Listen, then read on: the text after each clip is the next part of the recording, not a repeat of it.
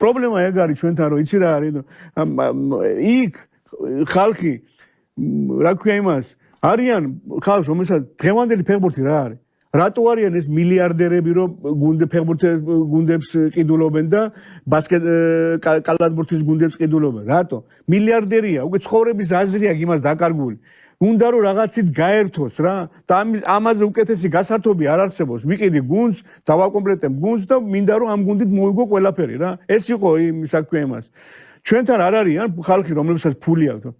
აქ იძახიან რომ არიან ისინი რომ მილიარდ მოგებას გებულობენ წელიწადში რა.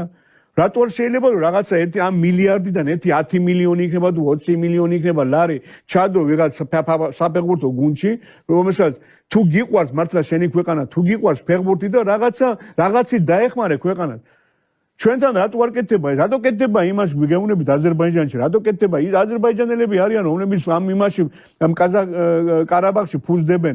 ყარაბაღი არა მარტო გუნდზე არის, აქ არის პოლიტიკური ისიც არის ჩადებული. რომ დაანახონ რომ ყარაბაღი ამათია რა. და ბოლოს მაინც დაიბრუნეს ეს ყარაბაღი რა.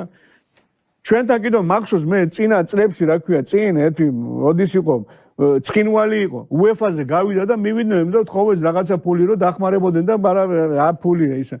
რატო არ შეიძლება ჩვენთანაც გაკეთდეს, რა ქვია, სოხუმის დინამო, რა შეიძლება გაკეთდეს ცხინვალის, რა ქვია, სპარტაკი რო იყო. ჩვენს დავანახოთ, რომ ეს ჩვენია ეს ტერიტორიები რა.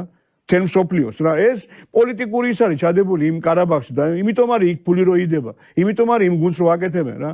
გავაკეთოთ ჩვენთანაც კაი ჩემპიონატი, კაც ჩამოვიყვანოთ ეს უცხოელები.